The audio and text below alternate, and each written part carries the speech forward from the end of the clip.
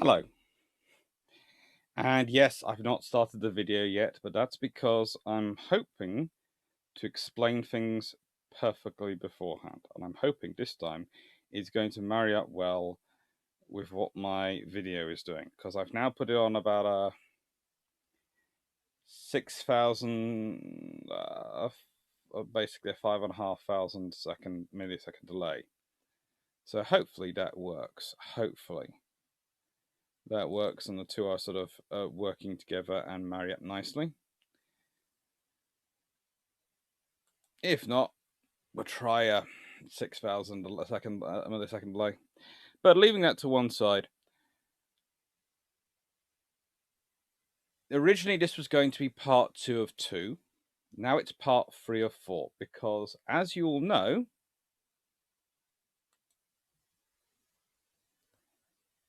a whole load of books has arrived. Aren't they pretty? This one's going to be used a lot.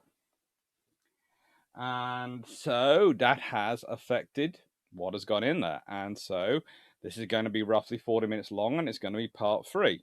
So, without much further ado, and making sure it's refreshed before it shows up.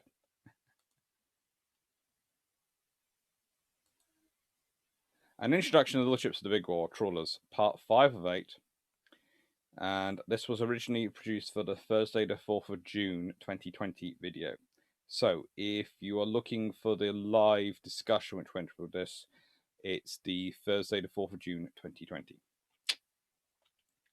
Alright, Littleships of the Big War.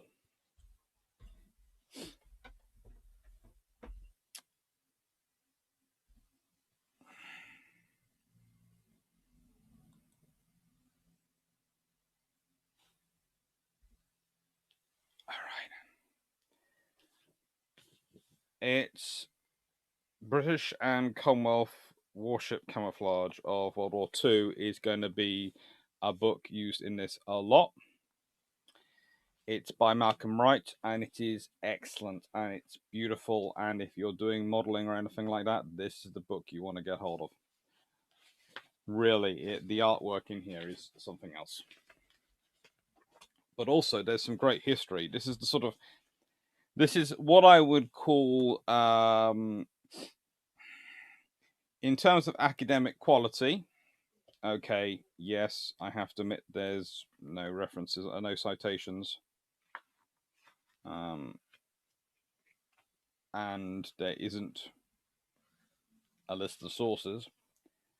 But there is an index, there are some beautiful stories, and this whole book is so well put together that, frankly, I would overlook all those things to say that this is the academic version of a picture book. But it's for everyone to read, definitely. And I'm especially enjoying HMS Kate today. So many colours. She's not part of the presentation, so I have no qualms about doing this.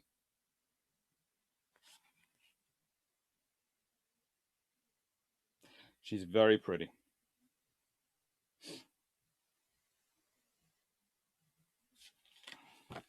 Now,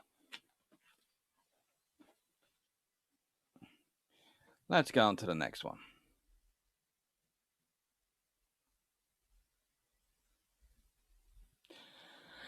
The Isle Class. Right, so, for starters, I had better get my notes. The Isle Class. This you're talking about the equivalent of 205 ships, and these were just some of the trawlers procured by the Royal Navy. These are the built ones. The Royal Navy took over 200 trawlers up from trade to become armed trawlers.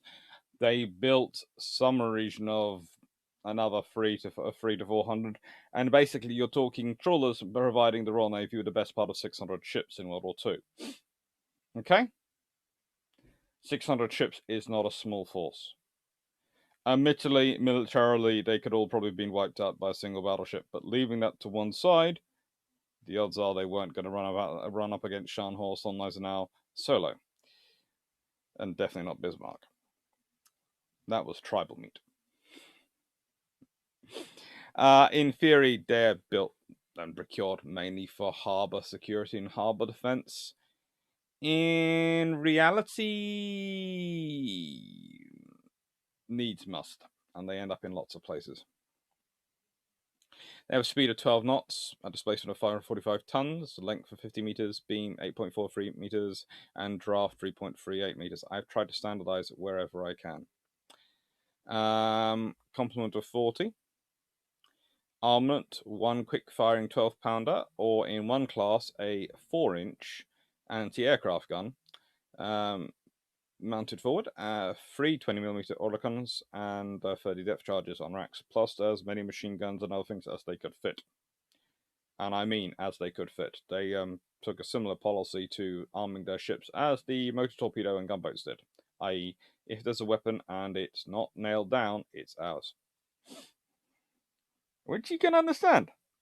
Now, here's the thing. I've always been brought up to call them Her Majesty's Trawler, HMTs. However, as you can see if you zoom in on that picture, she's listed as HMS Gilliand. And frankly, she's not the only one I've seen with this listing.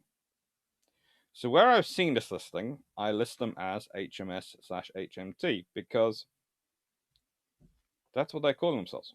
So perhaps I have been taught wrong. Perhaps I have been wrong all these years, and they're not Her Majesty's Trawlers. Perhaps they are Her Majesty's ships. Or maybe this was an affectation of the photographer, because it's not all of them and some of them are listed as HMT. Or I'm not sure what was going on, but I will do some digging into it, certainly. But I have a feeling it's going to be more work to verify. Basically, I'd really need to spend time in National Archives to really verify that, because I'm not sure I trust any of the sources. Anyway, as you can see, though, this is a picture only of an Isles class, and there are 4 classes mentioned in this. But luckily I have this picture, because I can now do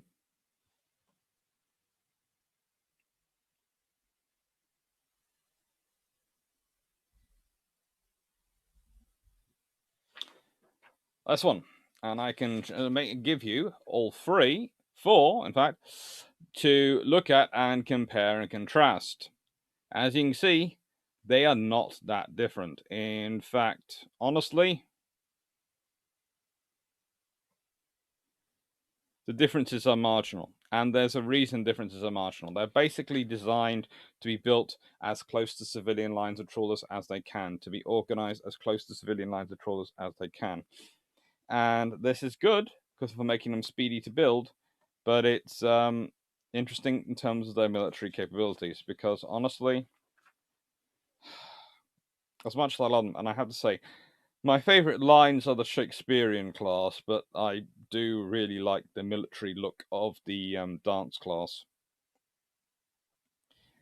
The dance class really do sort of look far more and they're the ones, if I'm not mistaken, which have the 4-inch mount, hence the slightly different shaped mount on the front, the shield, versus the 12-pounders, which mostly don't seem to have a shield, or they have a very basic shield rather than a wraparound shield.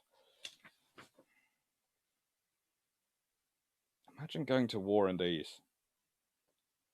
I talk about going to war in the Swordfish biplane, and frankly, as I said, Taranto was a special kind of bravery. If you're flying into a AFR and you're waist deep in aviation gas, that is a special kind of bravery. But these trawlers, they're something else. They are little ships going up and down the west and east coast, all around the UK on the coastal convoys, which are essential to infrastructure, essential to D-Day preparations, essential to all these things. They're little ships which surge out to provide extra escorts for convoys coming in. Some of them even go across the Atlantic as convoy escorts, or the Arctic for convoy escorts. And these little ships are going out there, and they are a quarter of a weight of a tribal class destroyer, a third of a regular destroyer at most. They are tiny, and they're going into war. It's a level of bravery. And they're such small crews, so you can imagine they had very junior officers. They didn't usually have access to that many facilities, that much senior personnel, equipment, and all these things. And they are doing this. Admittedly, though, I also think for a certain kind of officer, they must have been an absolute dream to command.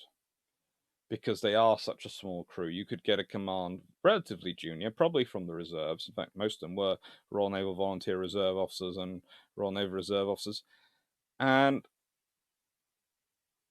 you would have an independent command. So you wouldn't have to deal with all the issues of having senior officers and all these things to deal with when you're a relatively junior officer. So if you're coming in from, especially a reservist background, maybe even have spent regular time in the Royal Navy or only served in the Royal Navy in World War One and have since been a reservist, this allows you a bit of control. And it's the same with the ink pen. So, okay, ink pen on the Hill class. Now, before we start on this, I would like to point out that I did spend about an hour and a half looking up not just Ink Pen Hill, but going through all the hills named in this class.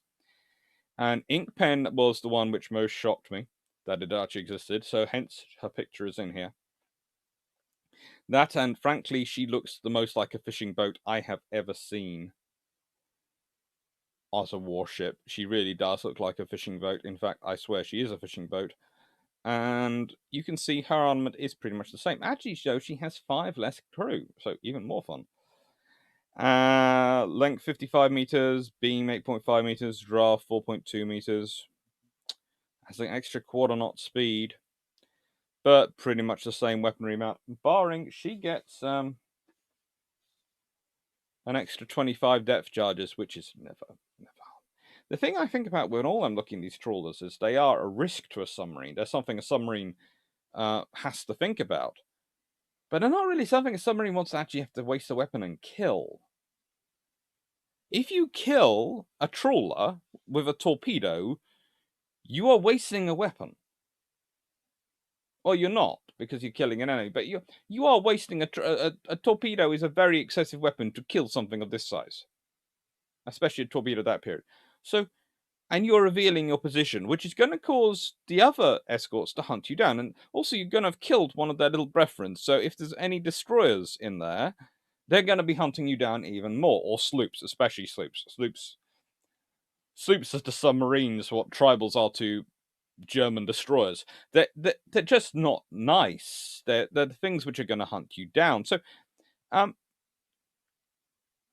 it's not good. Now, I haven't put in ranges again, and I haven't put in endurance and these sort of things because, again, it's so variable. They're not. They were supposed to be coastal ships mainly, and a sort of a bit of plottering around that. But some of them end up doing full Atlantic voyages, so you presume there must have been there must have been a lot of work from the Royal Fleet Auxiliary in fueling them, or some kind, and B, they must have been taking some tanks, some various stores of fuel with them. Now, some of them were coal-fired, some of them were oil-fired. I think these were mostly oil-fired, but trawlers are quite interesting. But these are, believe it or not, at 762 tons, are not the biggest trawlers. Although, interesting enough, all of these vessels could have been procured under Article 8 in infinite numbers by the Royal Navy in peacetime, but of course they didn't procure them in peacetime. Although they did start ordering them in peacetime, technically before war began. So, you know, helpfully from the designs which had already been prepared for them. So it's a plan. It's a cunning plan. So let's see. Can I time the slide transition to my talking? Possibly. Military class.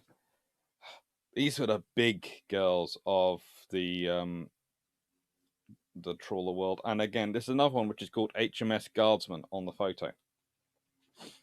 They're pretty darn big. 843 tons. So now up to just under half the weight of a tribal, officially. Length 59 meters, beam 9.1 meters, draft 4.3 meters, speed 12.5 knots, complement of 40, 1 4-inch quick firing gun, 4 to 8 Oricon 20mm air guns, and 65 depth charges. It's a heavy load. And by the way, those Oricons, well, there's also machine guns festoning them. I've seen photos where I've been counting, I don't know how many light weapons. The Oricons couldn't be in 8 single mounts, 4 twin mounts, or any combination therein.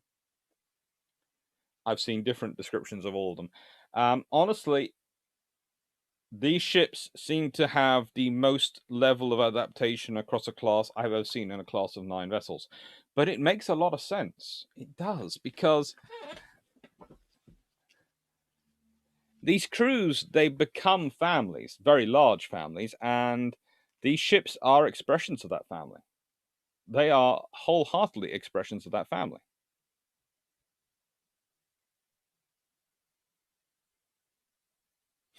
And, as many families do, they like to look after their home, which means the home gets modified. And it really does get modified a lot.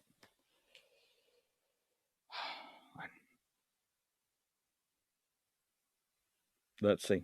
Will it catch up with me? Introduction to Littleships of the Big War. Now I'm going to make sure I keep the military class out, because I'm going to need it in a second. Escorts. So we all know what Escorts is going to include. We all know what Escorts is going to cover at some point. There's no way it can avoid it. But I'm not going to start off there. I'm going to start off with the other great naval power of the Mediterranean. Gambiano Class Corvettes. Please note, full load displacement is 740 tons. Now, actually, they were doing all sorts of things, and standard was officially listed as underneath the tonnage for Article 8 as a torpedo boat to get through, so they could build as many as they like. But let's start off with this.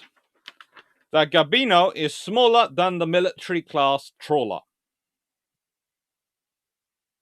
The Gambiano is a corvette because she's built to full naval standards, theoretically, and she has all the systems in place.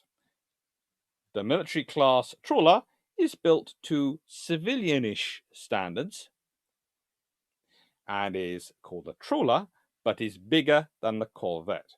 Doesn't have torpedoes, has a less crew and less depth charges, and is slower, but is bigger. And honestly, if I had to pick between the two for going into deep ocean, I know which one I'd be in. I've looked at their hulls a lot. So, Gambiano class. Now we have Bayonetta there. And it's 740 tons full load, 58.8 meters long, beam 8.71 meters, and draft 2.53 meters. So she has shallower draft. She's not as wide, and she's shorter than the military class corvette, the military class trawler.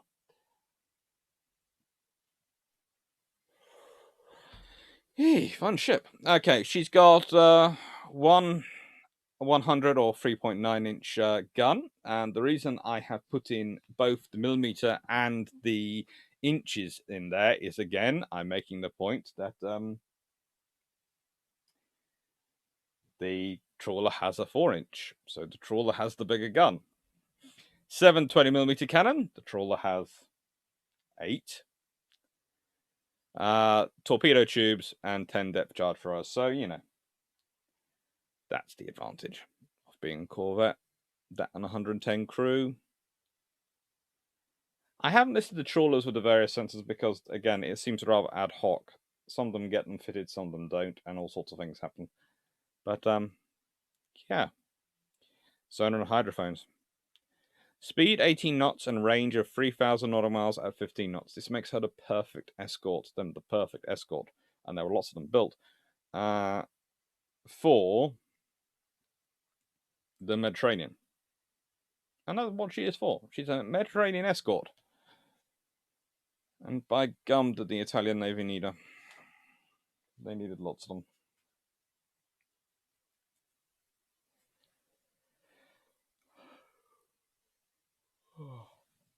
Sorry. It's early morning. And I was up late. Flower and modified class corvettes. This, of course, is my favourite HMCS Sackville, who I haven't managed to go see, but she is preserved in Canada. So that's the tribal class destroyer surviving is HMCS Haida, surviving in Canada. The flower class surviving is HMCS Sackville in Canada. And the daring class of 1949 daring class, equivalent HMAS Vampire, is surviving in Australia. I'm looking at you, Royal Navy. I have a great love for you, but I'm also looking at you in terms of preservation of history. I know, you lost the argument in the Treasury. So, we have the Royal Navy, the Royal Canadian Navy, the US Navy, the Free French Navy, the Free Belgian Navy, the Royal Hellenic Navy, the Royal Indian Navy, the Royal Netherlands Navy, the Royal New Zealand Navy, the Royal Norwegian Navy, the South African Navy, the Royal Yugoslavian Navy, and the Kriegsmarine. All operated flower class. Oh, you don't want to know how many takes it took me to get all that right. Kriegsmarine, 4 were under construction in France. When France surrenders, the Germans get them all. And the Germans decide to complete 3 of them and use them because the Germans are chronically short of escorts, and these are very good escorts. So, we can honestly say the flower class corvettes served on both sides of World War II. And I've always been so patriotic about them. No. That shows the quality of them, that the Germans had completed them. Although the weapons fit for the Germans is interesting and changes and is weird. So I'm going to go with the Allied and the flower and the modified flower of the Allied ships because that makes more sense. As you can see, what happens when they were modified is they gained 91 tons, but lost and gained 91 tons and gained 90 centimeters of length, but kept beam and actually managed to be slightly shallower draft. I'm absolutely sure 16 centimeters made a big difference. You know, it's the little things which matter. No, they do, and I often wonder why they do that, because the draft was working fine for them, and if they kept the same draft, well, it's sort of spread out, so it does create more residual buoyancy, which does raise up the level. But if they could have actually put in more weight and kept the same draft, but they didn't, and it keeps basically the same. Okay, so propulsion. Well, propulsion, and this is the fun with having all these books next to me, is a fun thing. And this is another reason why I have flower class corvettes coming up from this book next to me to give me extra time to talk about this lovely class. Please do have a look at them. They are very pretty. The flower class corvettes propulsion is a smorgasbord. They are being built in so many places by so many people, in so many ways, that pretty much there are... When you look at it really, because when I first thought I thought I'm going to be discussing about 3 types. Okay, yes, I can list these. And then I started burrowing into it, and I found that there were lots of variations and different manufacturers of those types, which had different effects on them. So, broadly, all the propulsion systems generate around about a top speed of 16 knots and a range of 3,500 miles at 12 knots. So, you know, they're slower than the Gambiano class, but they're more than quick enough to keep up their charges. And they had to have a lot of, they were looked after to get them across the Atlantic, and they needed to. And you can understand why these things are different. They are being built everywhere.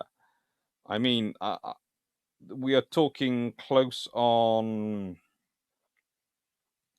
200 ships alone. I have a summary sitting somewhere, which has all that detail in, but that's going to be in the summary discussion at the end. Hang on. If in doubt, grab your notes. 284 Flower class Corvettes were built.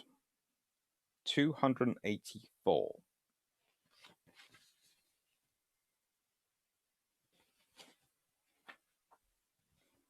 Think about that. 284 ships built.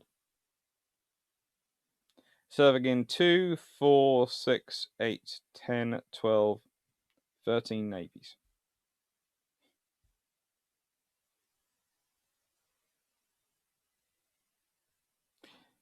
Arguably, one of the most important designs of World War II. Arguably the key to the Battle of the Atlantic.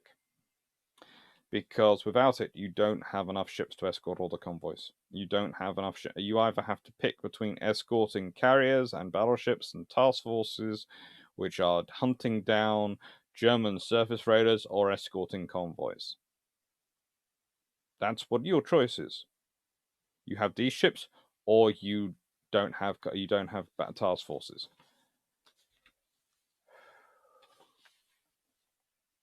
It's not fun. Now, I'm going to look up this page and point out some of the interesting things on there.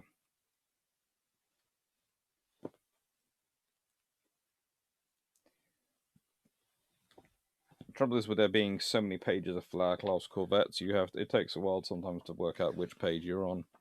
Especially as I've helpfully managed to crop out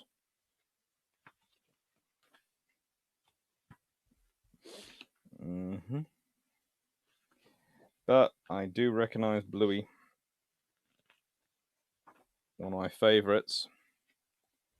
So I literally had this book only a couple of days, as you know, and I have grown obsessed with these films.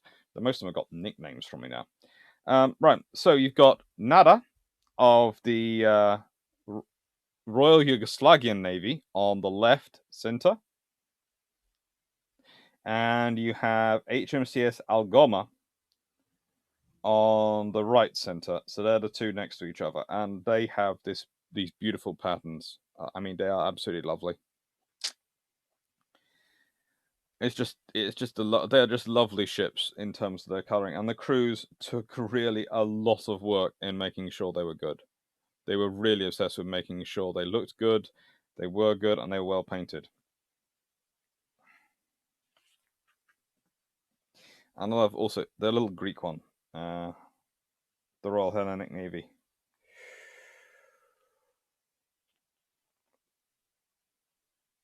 And she's got a Type 271 radar and all sorts of things fitted. So, they mainly worked by having themselves being fitted with what was pretty much destroyer gear. But it worked. And they were big enough that destroyer gear, etc., could be scaled down so it could all be mass produced. So it could be kept easily, and you could do the training and everything easily off the existing programs. And that was the point. They were supposed to be the mass of the forces. All right, then. Let's go to the next one. My favorite. This way, I think. Yes. Please notice the one at the left, top left, HMS Gloxiana. That is not a giant shark jaws. It's a bow wave to make the enemy think she's going faster than she is. But it does look like it's a giant shark jaws, doesn't it? I'm coming for you, submarines. And, she's a lovely ship. She has her own little story here. Gloxana sported a fantastic false bow wave, above any speed a Corvette could possibly reach. Yep. One presumes that as this was an unofficial scheme, someone aboard or at the dockyard had an artistic talent. Her low-angle 4-inch gun was retained forward, but the intended pom-pom position was taken up by a 3-inch angle AA gun, and the 2-pounder pom-pom was placed at the after end of the deckhouse with a clear arc of fire astern. There are 2 single 20mm on the bridge wings. She was not fitted for minesweeping, and in 942 has not yet received the major upgrade many of her sisters have been given or completed. A Type 271 radar lantern is on the bridge, but somewhat lower than usual. Each of these stories are an individual because, again, you have 284 ships, so you have all these navies. They are developing them. They are doing all their sort of works, and some of them. Okay, I have 2 ships which saved from terrible names. HMS Comfrey and HMS Milfoy became USS Action and USS Intensity. Again, these are Flower class corvettes called Action and Intensity. US Navy, I love you, mainly for your endless enthusiasm. Action and Intensity for Flower class corvettes. No, they probably had a lot of action and a lot of intensity to deal with, but again, that just doesn't seem to fit with a Corvette. It just doesn't. There's part of me just going, no. Anyway. Castle Class. Now, for the Castle Class, I had help, and there is a reason. This one has 2.5 megawatts next to its propulsion power, because I have this book, this lovely book, and it has all sorts of things in it about the Castle Class. And honestly, you have lists of their voyages. You can track your Castle Class, pick one, and track it as it goes around the world, which is cool. For example, if I've got Amberley Castle here, Battle Honours, Atlantic, 1945. Ordered in 1944, laid down in... Technically ordered in 1944, but apparently was laid down in 1943. So I'm presuming was modified.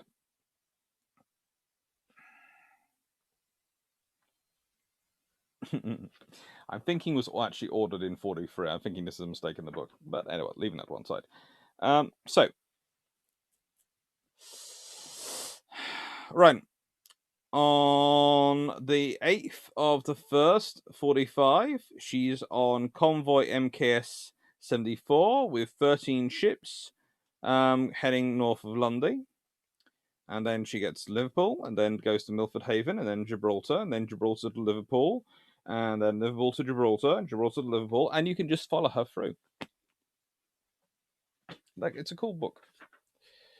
So, displacement is 1,077 tons, so really not that much more than the Flower class, but speed 16.5 knots, range 9,500 miles at 10 knots. This is a really long range popper. Complement 112. Sensors are pretty much a full destroyer set. Armament, 1 4-inch quick-firing Mark 19 general-purpose deck gun. That's the 1 4-rod. 1 squid anti-submarine mortar. 1 depth charge rail with 15 depth charges. 10 20mm cannon in 2 twin mounts and 6 single mounts. Plus as many machine guns as they could fit. But again, single screw. All the ships so far looked at today have been single screw. It's fun. Apart from these. You didn't think I was going to get through all this without going into the Black Swans and modified Black Swans, did you? They're, basically essential reading. Displacement, 1,250 tons the original. The modified ones gain 100 tons. That's a pretty much a hefty muscle building session. They also go up about 30 centimeters in terms of the beam. Which seems weird to me, because what can you really fit more in 30 centimeters more beam? But probably a lot, actually. You could consider it runs the sort of affects the whole diameters of the ship, but still. More space. 2 shafts and geared turbines, deploying up to 4,300 horsepower in the modified, allowing a speed of 20 knots in the modified, 19 knots in the original. So they are fast.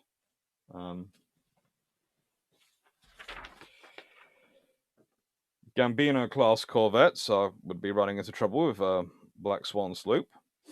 Let's see, 7,500 nautical miles at 12 knots. So, yeah, I'm fairly sure they could catch up to the poor Gambiano Class.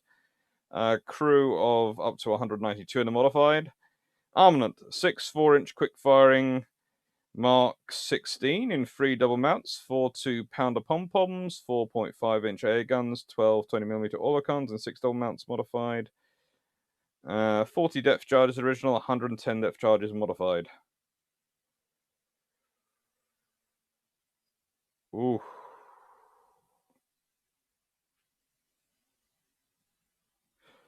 Plus, I seem to remember a squid mortar turns up at some points in them very quickly after those are introduced and all sorts of things.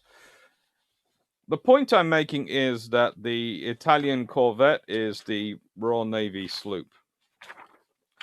And if I was in a fight between the two, yes, this has torpedoes, but if this one misses with its torpedoes, this thing has a lot of firepower. And the thing is, because it isn't fitted with torpedoes, the Royal Navy can build it like this. Article 8. It's great. And it is great. And the good thing about Black Swans is they don't swap there. But they do if you press the wrong button. Black Swans. Now, I have carefully left it so you can see 6 in this one. And I have to turn back because, believe it or not, Corvettes, frigates, Black Swans count above them all.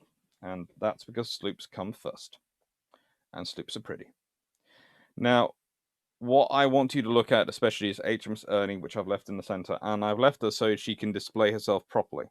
And HMS Signet. Now, if you're looking, you will see that HMS Signet is the picture I am using here.